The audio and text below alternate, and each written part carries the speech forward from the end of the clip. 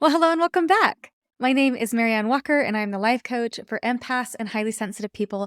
And today we're going to be exploring the 3 different kinds of empathizers. But before we do, I wanted to share a few things with you. I've been getting more comments on my social media as well as over on my YouTube, and I wanted to share just a few of those comments with you.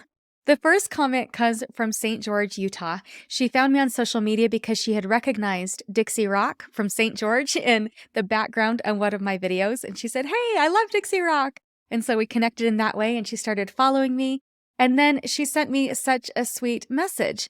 She said, "Hey, I know that I'm not your target audience, but I just want you to know, as somebody with a new diagnosis of OCD, I find the mindfulness tips here to be very helpful for me. So thank you." So first, let me return her thanks. So thank you for listening and thank you for your comment. And also, I do think that the tools here are helpful for a lot of populations. So yes, I cater to the empaths and the highly sensitive people. And also, I think people with OCD, as well as other conditions, they fit into that umbrella of being highly sensitive.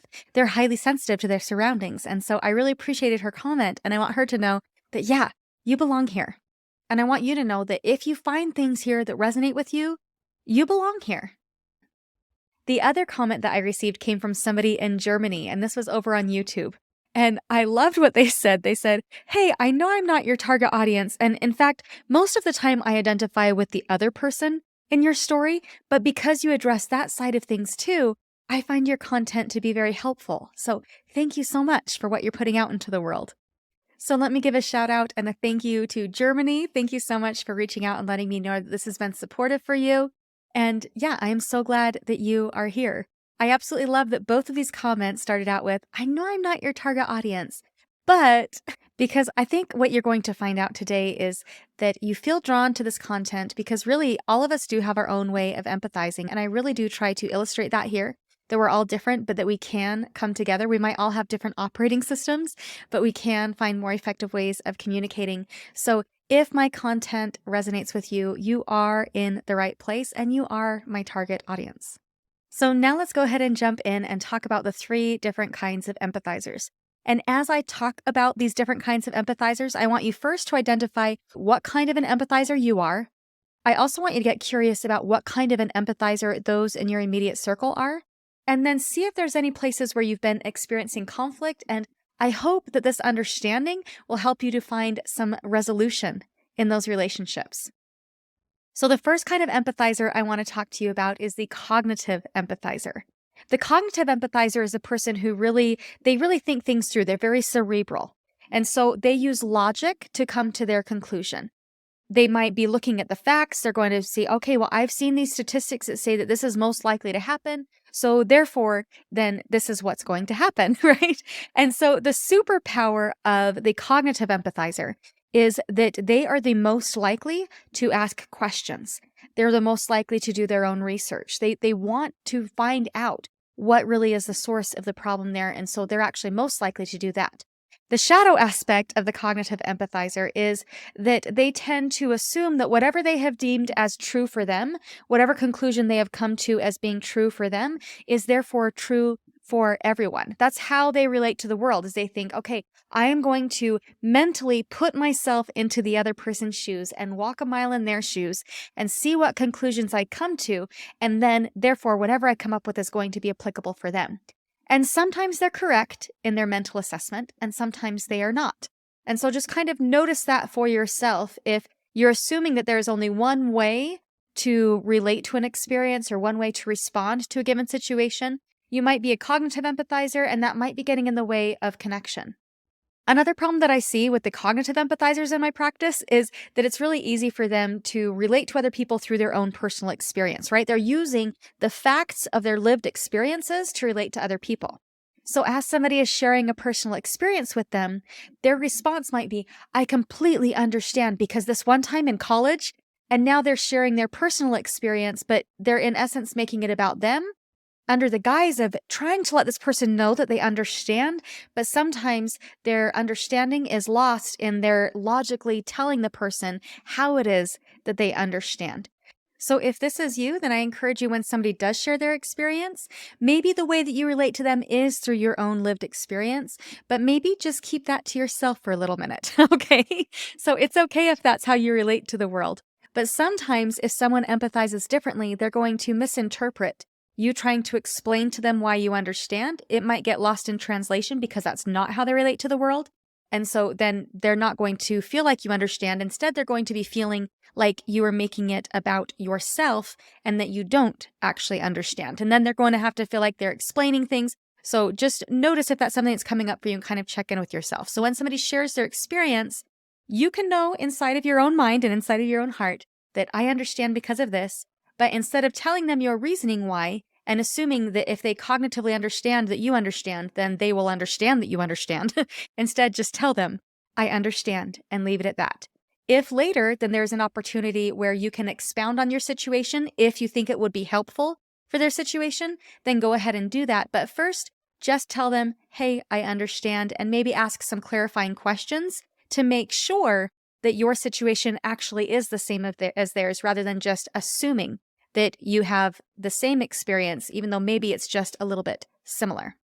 Essentially, what I'm saying is, if you are a cognitive empathizer, it's easy to assume that everybody relates to the world in the same way that you do, but they might not relate in the same way that you do. And so really getting curious, again, as I said at the beginning here, as to how do I empathize and how do they empathize, it can help you to better understand what is needed in that moment in order for them to feel seen and heard. And of course, you can always use your superpower of asking those clarifying questions to gain more information and make sure that you are seeing their situation more clearly, and rather than just attributing how it is that you would show up in that situation. All right, so the next kind of empathizer we're going to talk about is the highly sensitive person. And there's two kinds of highly sensitive people. There are the more emotionally evolved or emotionally mature, highly sensitive people, and then there are the more emotionally immature, highly sensitive people.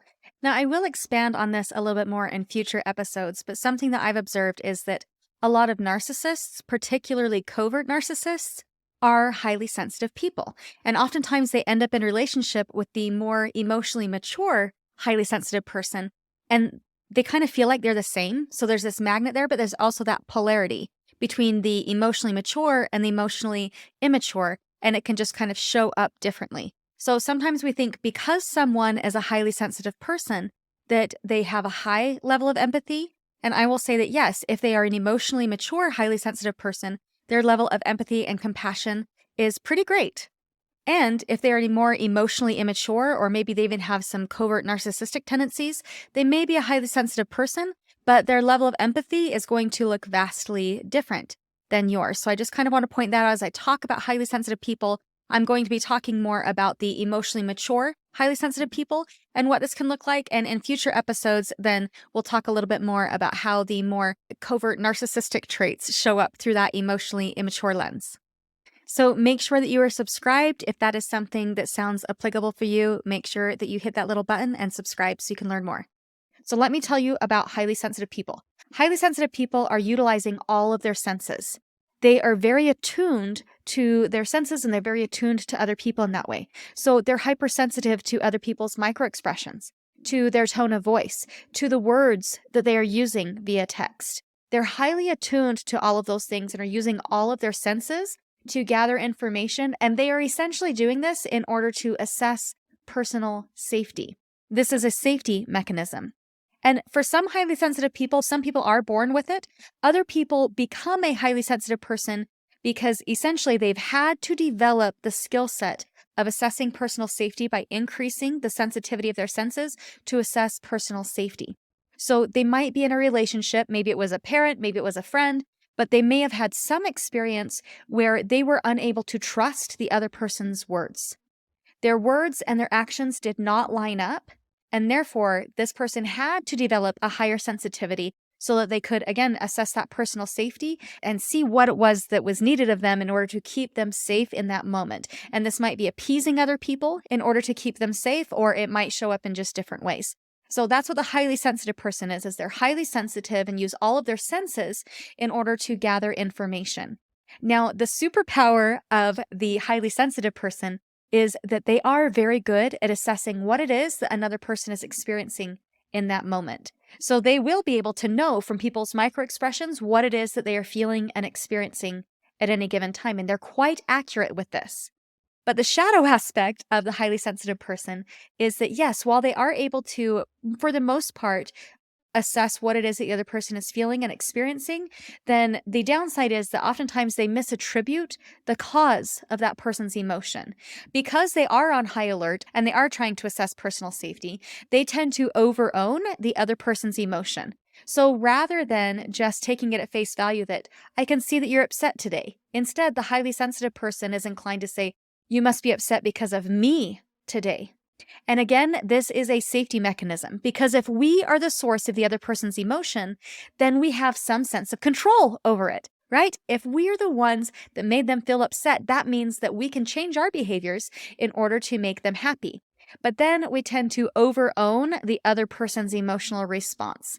And not only does that keep us walking on eggshells, but it also, in some cases, can prevent the other person from developing their own emotional capacity to self-regulate. Okay, and then the third kind of empathizer I want to talk to you about is the empath. And the empath are the people that they literally feel what it is that the other person is feeling and experiencing.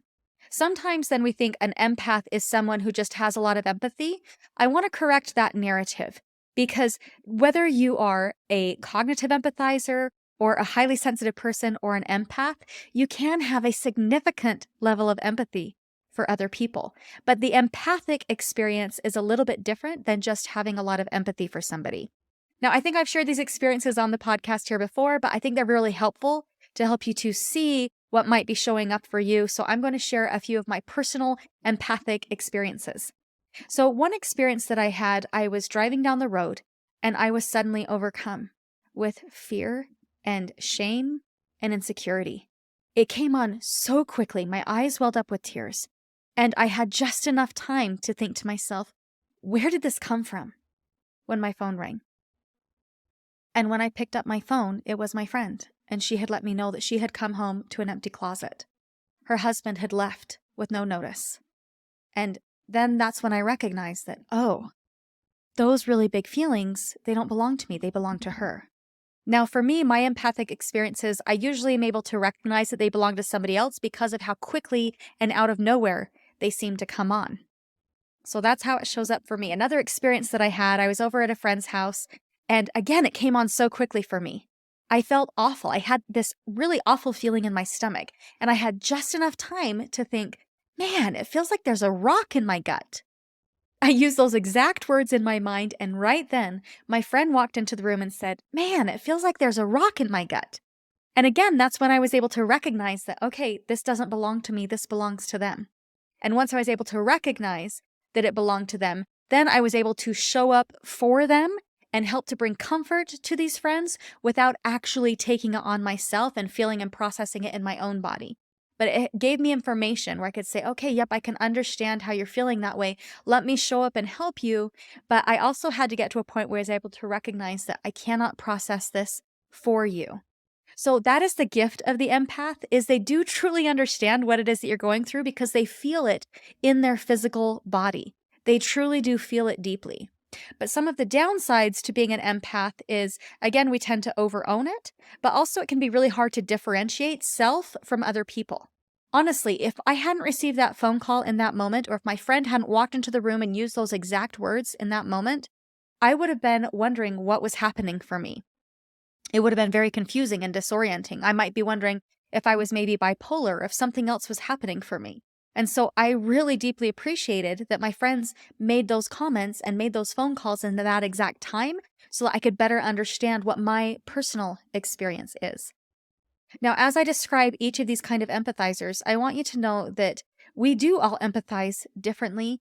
And a lot of the conflict that I hear about in my coaching practice, a lot of that conflict stems from empathizing differently. We're judging the other person's experience rather than trying to understand it.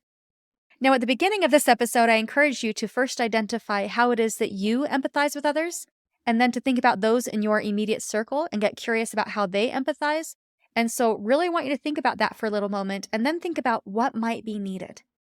We tend to judge another's experience with how they relate to the world or how they express themselves emotionally or how they empathize. I saw an article recently where they were talking about grief, and they said in this article that couples that have lost a child are significantly more likely to divorce. But the reason for divorce isn't because of blame and shame around the death of the child, but instead it is because of judgment around how the partner is choosing to grieve. It really can create a lot of conflict. When we're experiencing these big emotions, we expect other people to show up in different ways, but we're all going to show up differently depending on the lens that we're seeing the world through, depending on how it is that we empathize and relate to each other. So here are some tips to help you to better relate to each other. First, I want you to just get curious about what's happening for the other person. All of us have the ability to be cognitive empathizers and ask those questions, and that can become a huge superpower when it comes to relating to others. In fact, that's something that I really encourage my highly sensitive clients to do, is tap into that ability to cognitively empathize. Rather than just assuming that somebody is upset with you, ask the question. Ask an open-ended question. Say, hey, it seems that you're really upset right now. What's going on for you? Ask the question rather than assuming what is happening. In fact, this is something that I really do a lot in my practice. I might be talking with somebody and their words are conveying one message, but their body language is conveying another message. So I might say, yeah, I heard what you said, but can you tell me a little bit about what your face is telling me right now or your body language? Like, I just saw you slump back in your chair. What's coming up for you? And I can just ask those open-ended questions to get more information. And this is especially helpful when you can see that their words and their actions are not currently matching up. The reality is that most of the time, we really don't know what is happening for other people. Be willing to ask those questions so that you can gain more understanding. Be willing to ask them, hey, am I hearing you correctly? Is this what you're trying to tell me? Be willing to ask them, hey, I'm just noticing a change in your facial expression right now. Is something coming up for you? Be willing to ask the questions to gain more information rather than just assuming that we know what's coming up for them. Another thing that I really encourage you to do is to be willing to state what it is that you need. If the other person is not meeting your need, ask yourself, okay, have I explicitly stated what it is that I need? Because depending on what kind of an empathizer you are, your needs are going to be a little bit different. So be willing to vocalize that. Be willing to say, hey, could you please ask me 3 clarifying questions so that I know that you understand? Be willing to say, hey, can you please just hold me for a little while? I don't want to talk about it. I just need to be held. Or be willing to say, hey, I actually just need a little bit of space to feel and process this in my body, and then we can talk about it. When someone empathizes differently, they're not going to know what it is that you need. So be willing to state what it is that you need.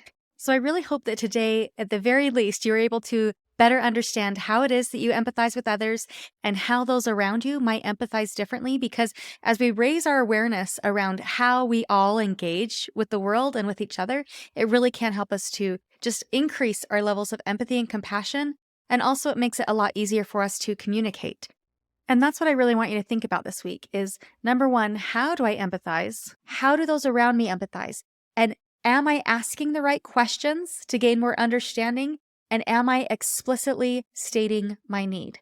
And hey, if you need help and support really dissecting this, I know that it sounds super simple here in a podcast. And yes, it is simple, but that doesn't mean that it necessarily comes easy to a lot of people. So if you would like some help and support navigating your own personal levels of empathy, come and work with me. If as you were listening here, if you thought, boy, I really identify more as a cognitive empathizer or a highly sensitive person or an empath, and I want to better understand that experience, no matter where you are at on the empathy scale, you are here for a reason. You connected with me for a reason, and I would love to work with you and help and support you. You are my target audience, okay? I just want you to know that. But yes, I am here to love and support you.